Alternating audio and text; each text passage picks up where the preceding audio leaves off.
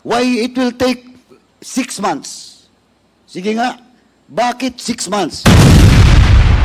Meron ba kayong nakitang improper disbursement o mga violations po ng disbursement ng confidential fund?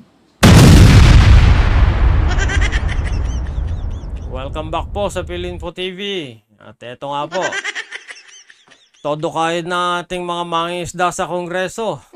Pagalingan makahanap ng malaking impormasyon para magamit sa impeachment ni VP Sara. At dahil December na, or magdi-December na, kailangan ng malaking bonus. Siyempre, pag December may 13th-month pay, may bonus pa. Inip na itong ating mga mangingisda sa Kongreso. Kasi binigyan ng napakahabang panahon ng COA ang OBP para makapagsubmit ng kanilang sagot dun sa Notice of Disallowance. Nainip na ang ating mga congressman dahil imagine nyo, hanggang February pa ang palugit. Tapos i-review pa nila. Baka abutin na to ng siyam-siyam. Kailangan na makakolekta ng ating mga mangingisda. So, eto. Panoorin po natin si Kong Paduano. In relation to the query asked by Vice Chair Abante, gusto ko na pong linawin COA. Kasi ang tanong ni Chairman Abante refers to, and your answer, I think now, if I'm right, refers to other items. Kasi tapos na kayo doon sa Notice of Disallowance, di ba? Yes, Mr. Tapos na kayo doon. Yes, Mr. Chair. Yung sagot mo kanina, question of notice of suspension, at saka, magkaiba yun. Yes, Mr. Ibang items yun. Linawin na natin, but yung the subject, sandali po, let me finish first. But the subject matter of this investigation refers to the notice of disallowances that you issued. Di ba? Magkaiba yun, boss. Tapos na sila. Tapos na sila dito. They're waiting for the reply. Oo nga, Kong. Naghihintay pa lang sila sa reply kayo naman nagmamadali. Tanong na kayo ng tanong regarding sa Notice of Disallowance. Ang COA nga naghihintay pa ng sagot. Within 6 months. Appeal po, Mr. Chair. And the deadline will be on? February 2024. Oh, yun. Again, Mr. February 2025. Inip na ang ating mga mangingisda. I have pointed this out during the previous hearing. Pag EUM kasi, okay, you issue an EUM for the Confidential and Intelligence Fund for the Office of the Vice President. Nag-issue kayo ng EUM and they're allowed 15 days to 15 answer. days. After 15 days, you validate the reply, then you issued a notice of disallowance. Notice of suspension. Notice of suspension if continuing. Yes. Tama, di ba? Now, then after that, you issue a notice of disallowance. Yes, Mr. Okay, now, kaya ang sagot dapat doon sa tanong ni Chairman Abante, tapos na kayo. As to yung ND po, Mr. Kaya nga kasi yung subject matter dito is all about the notice of disallowance. And we will talk about it again. If somebody will file a resolution to further investigate on the point that you have raised. Hindi pa pala natatapos dyan yan. Pag may nag-file na naman ng resolution, specifically para dyan, sa Notice of Disallowance, kakalkalin pa ulit yan. Ubos ang oras. With regards to the 3 items, that is not yet final. Yung yung audit nyo, di ba? With regards to Confidential and Intelligence Fund. Yes, Tama. Mr. Chair. Yes, So malinaw po yun. That's why in aid of legislation with regards to this investigation, Mr. Chairman, again, I would just like to reiterate, yung question of the timetable given to the agency with regards to the notice of disallowance is too... Eto, nahahabaan nga si Kong Paduano. Bakit daw hanggang February 2025 pa yung palugit sa OVPP para makapag-submit ng sagot doon sa notice of disallowance. Mukhang kubrang-kubra na si Mama. Long. Sabi nga nila, justice delayed, justice denied. Why it will take 6 months? Sige nga, bakit 6 months? Because they have already submitted all the necessary documents. And it turned out, in your investigation, in your audit, lumalabas, Bakit naman kasi 6 months? Abutin na ng December. Tag-bonus na. Ano makakakubra niyan? na may mga problema. That's why you issue a notice of disallowance. Diba? Kaya Mr. Chairman, I hope question of the charter or MCs, no? Or even a bill or a law should be passed with regards to confidential and intelligence. Ayan, isama nyo na sa legislative agenda nyo yan.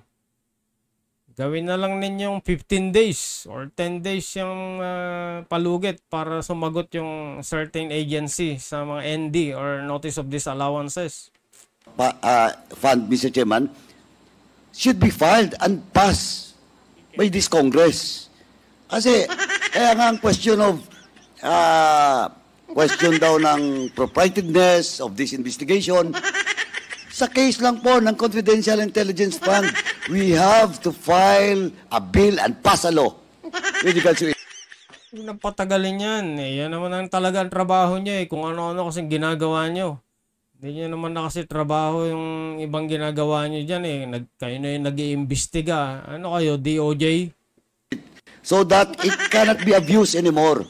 And only those agencies of government that will be given such fund.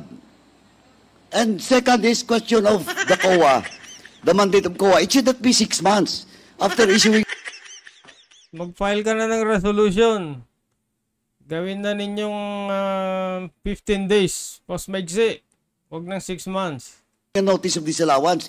It should be put as part of the provision of the charter or the mandate of COA. Kailangan mas maigsi para makakubra ka agad. Mr. Chairman. Well, in fact, I will discuss later. Siguro nakapagandaan nyo na yung Memorandum Circular 97-002 in relation to the mandate of BTR, in relation to special cash advancement, in relation to SDOs. Yun yung mga bagay na dapat we have to legislate laws. Kasi kahit yung banding law natin, napakatagal na yun. Diba? And memorandum circulars lang pinapalabas natin. Well, in fact, may issue pa doon sa SALN. And I will discuss it later. But again, Mr. Chairman, just to point it out and for the record, question of notice of disallowance with regards to the confidential fund being tackled in this hearing was already settled. The question now is yung 6 months. Tama po?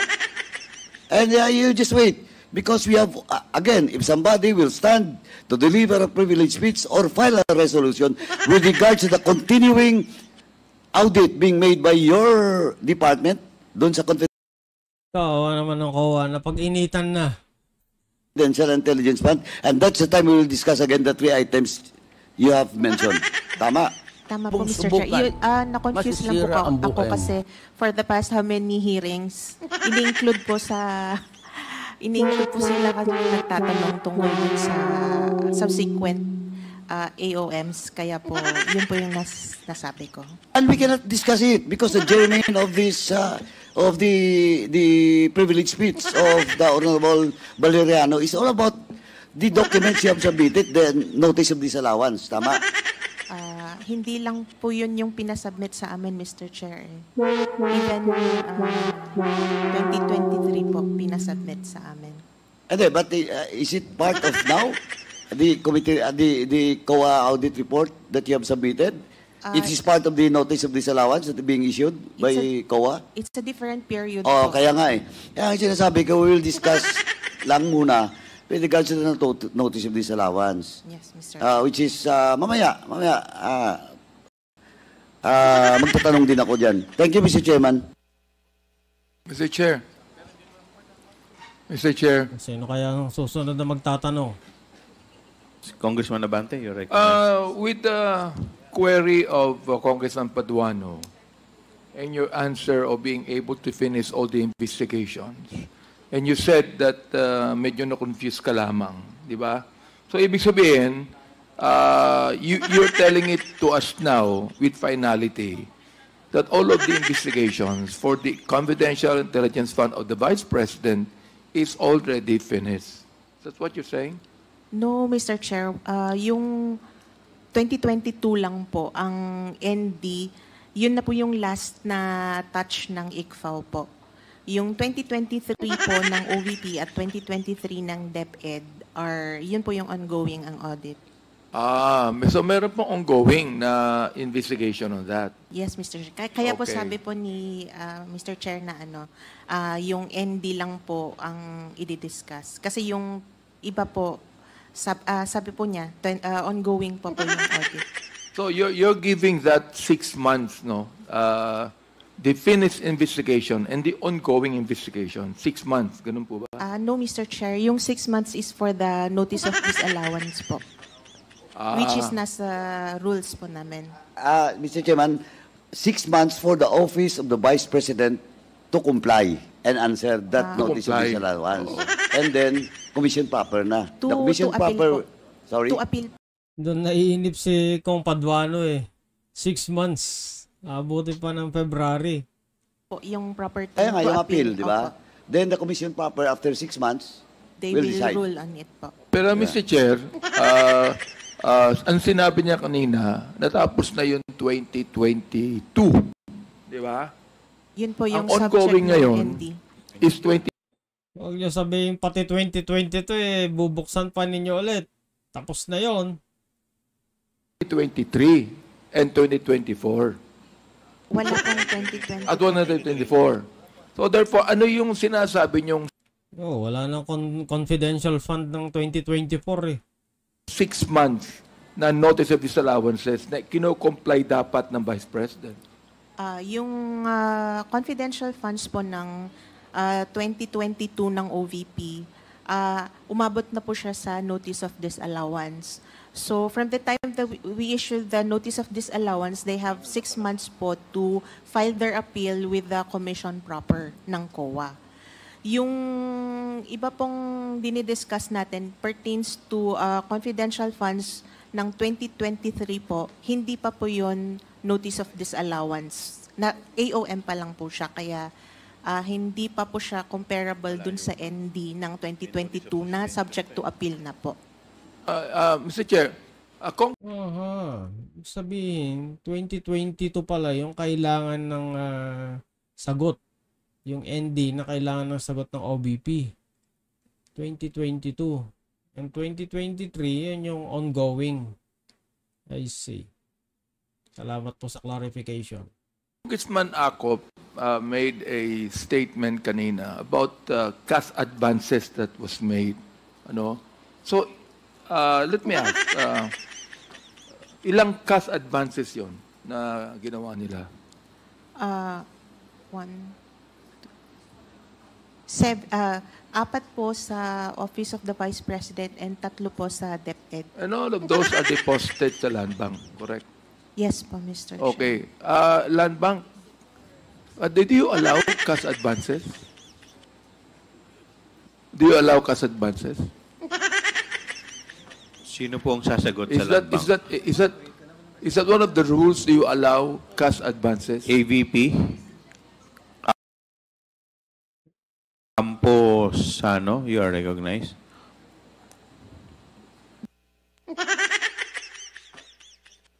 Mr. Chair, may be recognized.